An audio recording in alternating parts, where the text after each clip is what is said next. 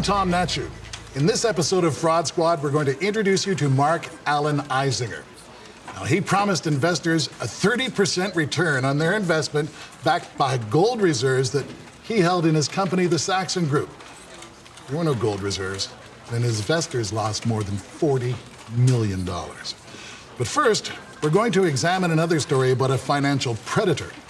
Ian Thau posed as a reputable investment advisor and built a larger-than-life reputation of success, philanthropy, and high living.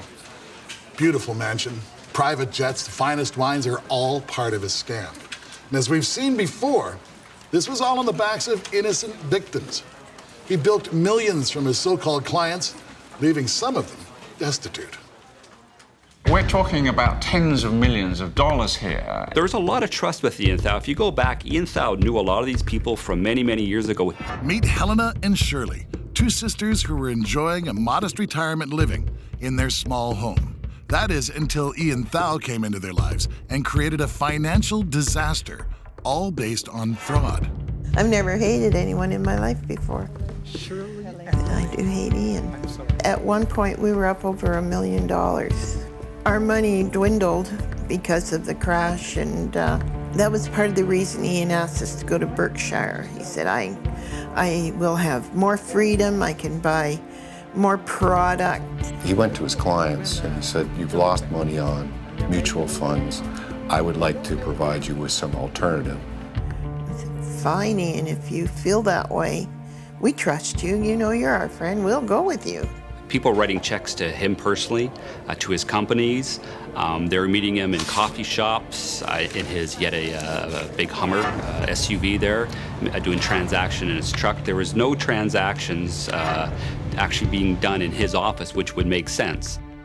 When we were first approached and when we filed the original documents, we had a list of, I believe it was 80 creditors, just over $40 million. We determined it was two schemes. In the first scheme, he convinced many of the investors to invest with shares of the National Commercial Bank of Jamaica. He lived a very lavish lifestyle, and he stated it was because he invested in a lot of these shares. He had 4 planes. 3 of those were jets that he actually owned or had part ownership in. He had at least 1 helicopter. He had a second he was using as well. He took clients to a fishing lodge, and these were wealthy clients, and he asked the server for the most expensive scotch, and it's brought out, and turns out to be $10,000 a bottle, and he makes a big deal of opening it up, and tasting it, and then pronouncing it unsatisfactory and throwing the bottle over his shoulder and having a smash on the ground. And we lost just about every cent we had. And he came to us one day and said, I feel so bad that you ladies have lost so much money. He said, I have a lawyer friend in Vancouver whom I myself am dealing with. Developers come to this banker and they borrow short-term money. This came about towards the end of his scheming days. He was going to actually have them purchase these this short-term construction financing, and it was basically short-term, and for the first time he actually promised specific rates of return. So he came to the house again and he said, this all has to go through me, like as if I'm the one giving the money to him.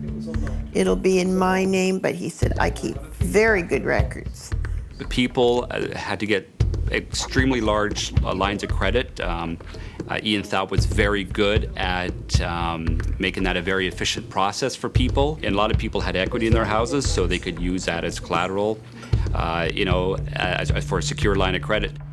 We had a widow who was convinced to take all the proceeds from her husband, the insurance policy from her husband's death, plus mortgaged her home. She lost everything, and she went from a widow with no financial worries at all to working at minimum wage as a sales clerk, renting in a tenement building. We had another individual. Once he got the news, he tried to commit suicide. His marriage broke down, and he's still being treated today for clinical depression. We were just on the verge of asking him for our money when all of a sudden the bottom fell out and we started hearing these rumors. We tried to contact Ian. We phoned him and he would not return our calls. When they knew something was happening, they actually had Ian Thao come over and they surreptitiously recorded the conversation with Ian Thao, which I thought was brilliant. How much is lost in North America each year to invest in fraud? $100 million, $5 billion, $11 billion, or $50 billion? Before the break, we asked, how much is lost in North America each year to investment fraud? Is it $100 million, $5 billion, $11 billion, or $50 billion? The correct answer is C. There are many types of investment fraud. An exact dollar amount is hard to pin down. Some estimates peg investment fraud at over $11 billion per year. If anyone asks. So when Ian came in, he sat down, and it's funny, he very often asked us if we were taping him. And no, we don't tape you, you know. But this day we did.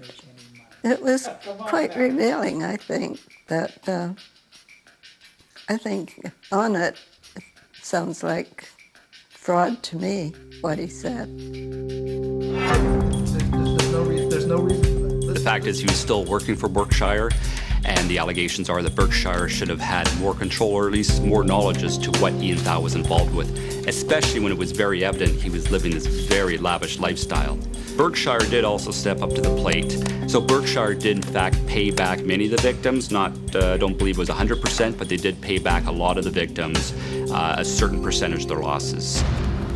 The investigation started out with 26 victims. The amount of money that Mr. Thao's victims were defrauded of was, we think, in the range of about $22 million. But at the end of the day, the charges that we ultimately laid related to around $10 million. Mr. Thao was seen taking or receiving some of his personal assets across the border, across the US border. And again, that's what gave rise to our application to have an arrest warrant issued. Mr. Thao went down to the US and he immediately declared bankruptcy in the US. Were he able to go through the bankruptcy in the US and come out the other end and get a discharge, he would in effect be able to live in the US and not be hassled by the Canadians because he could argue that his debts have been discharged in the US. The U.S. Marshals and FBI were also very involved with doing surveillance, pinging cell phones. So they were very involved in this as well. They weren't just sitting back and waiting for the phone call. We had a provisional warrant plus an extradition request approved. He was arrested in Portland, and he waived the extradition, and then he was driven to the border. And at that point, our investigators picked him up at the border and brought him back here. At the end of the day, IMET only proceeded with 21 charges. There was nothing to seize, and the bankruptcy trustee went in and grabbed whatever he could. In the end of the day, it was really, truly just the equity in the house. He was banned from the marketplace and fined several millions of dollars. I think it was the record at the time. Basically, he's destitute now. He's bankrupt. And if it does nothing but keep him impoverished for the rest of his life, that's perfectly appropriate in my view, because that's the condition that he left many of his victims. He didn't get away with what he did. Although they haven't got the money back, he has paid by being given a jail sentence. A lot of people lost a lot of money, but certainly Helena and Shirley are probably the ones that suffered probably the greatest as far as both, the financial hardship as well as the medical hardship. I had bypass surgery. Too much stress. No. Pressure. My sister had a heart attack, which I blamed directly on Ian. Okay. And he just destroyed our life. We have no money. We hold this house together barely. Mr. Thao is about to be released. I think today he presents the same risk that he did before. I have no reason to believe that he's not going to go up to someone else, even in the absence of registration, and lie to them and try and take their money. Which investment fraudster is credited with saying, "I was making over $100 million a year"? Was it Charles Ponzi, Bernard Madoff, Gordon Gekko, or Kenneth Lay? Well, the correct answer is Bernie Madoff. He was quoted making that statement. His Ponzi scheme is estimated to have cost victims over $50 billion. Total invested funds in the Saxton group of companies was approximately $40 million. Some of the people have put 100% of their saved money into Saxton. There is no shortage of investment prospects. Equally, there's no shortage of unscrupulous investment advisors. As financial advisors, Robert Izinga's company sought out solid, low-risk investments for their clients. But as we're about to see, even the advisors themselves can be scammed by fraudsters. I think about some of the clients and the things that we've experienced, right?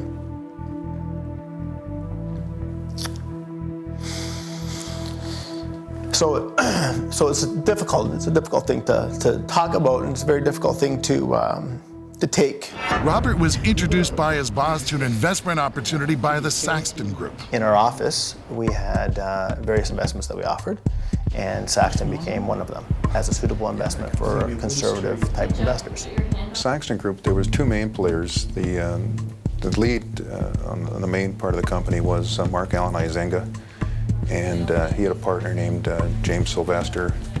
The people that ran Saxton, they were very suave, had all the answers. Shares that they were offering was primarily based on what was going on in Cuba, that they had this brewery, and their claims were that they owned this company, they were running it, and they also had a label printing business, brand new operation that they invested money in and built the building and so on. They were claiming that they were making 30% returns. The way it was presented was a fixed dividend account, and it was the operations behind the company was the operations in Cuba and Bahamas. And so the operations were profitable from the information that we were told and were shown, and that was offered to the clients. Rob approached me if I would be interested in investing my money with him, build up a clientele. And we knew Rob already for a long time, so we trusted him. Oftentimes you'll hear, if it sounds too good to be true, it is. Well, this wasn't necessarily the case for this particular investment. At the time, if we compared it to, let's say, a bank, GIC or something, they were offering about 8.25% or in and around there. So Saxton was offering 10.25%. They were getting 10.25% on their investment, but it was based on a 30% return on the businesses down in Cuba. We were kept up to date how things were going down there, and to us it was all very legit. So I invested my own personal money in excess of $200,000 in the company, and my family's money as well. I had other clients as well that invested in, or I would gear their money towards Saxton. Now, you want to pull up the other chart? They made various public presentations. They were very well aware of where the money was going, because they were the ones handling the money. They were involved with the actual sales to the investors, to what the pitch was, and the fact that the pitch was inaccurate. There was the investors were not told the truth about where the funds were going. They weren't told the truth about the guarantees. There were no guarantees. Things were running okay there. They showed us pictures. But see, it was another end where the money was disappearing, which we were not aware of. People liked the registered retirement aspect of it. The investors did, that they could invest money in this corporation and get share certificates. It would all be held within a retirement savings plan, and had some kind of guarantees, because they had a bank was sending out the quarterly statements for them, saying, okay, then there's the bank's overseeing what's going on. There's some less risk involved. There's good returns being made, and sure, I'll put my money into that. When they started to amalgamate the financials, there was a lot of delays. Those funds were very difficult to trace. Approximately just under $6 million went to the Bahamas. We traced that. And then a large amount of money was spent on leasing vehicles, Porsche, several Mercedes. We got the first letter that there were problems. I think one feels very anxious when you get a letter like that. It brings up fear. How could we ever have gotten into this position? You know, that was kind of a holy crap moment, because it's like, whoa, you know, what's going on? There's obviously some problems here, like big problems here. I remember right away calling Rob, what's going on? And it went from bad to worse. Rob had the heart-wrenching task of informing all of his clients of their massive financial losses. For me personally, as an advisor, that was kind of my you know, I looked at that, and you're kind of, your heart falls in your stomach, and you say, this very well may be a scam. I had worked for 50 years, never was unemployed, hardly ever sick or anything. And then also you lose your job, and then you lose your money. On top of that, I felt guilty, because I was the one who talked her into, you know, investing. You have to be careful then not to blame one another for something that in the first place they probably couldn't help anyway. But it's so easy to do in a moment of frustration or anger to do that. My parents were receiving a kind of like a quarterly payment. So kind of the first, when everything was frozen, you know, I had to say to them, like, listen, you know, the quarterly payment that you're receiving, we can't receive right now, we have this freeze on. It's a difficult thing to talk about, and it's a very difficult thing to take and experience. One way to tell if an investment is legitimate is to take a look at the company's website. If the website is professional looking, the investment must be sound. True or false? Well, the answer is false. Fraudsters have been known to create false websites to fool investors. Make sure you check an investment out thoroughly before parting with your hard-earned money. After the Saxton Group assets were seized, investors started having meetings. Lawyers, shareholders, and accountants were trying to see what avenues existed to try to get their millions of dollars back. Upon further research, they discovered that any monies put into Saxton were almost untraceable and almost certainly long gone.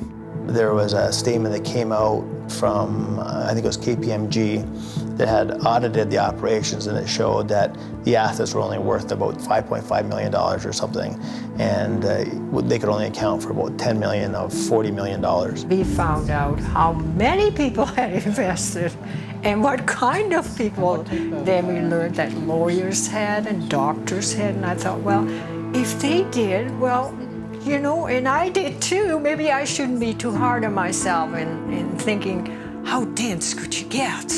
Surely all the money can't be gone. And, you know, we had, you know, monthly statements, we had quarterly statements, we had all these documents that we thought justified or that the investment was real.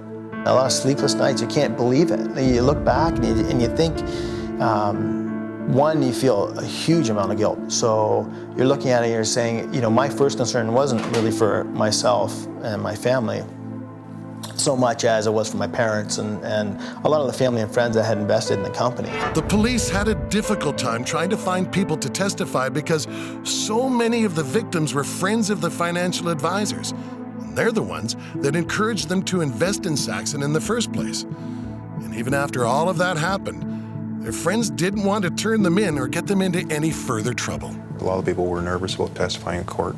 A lot of people were embarrassed. Dealt with a person they trusted, and they didn't want to get that person in trouble.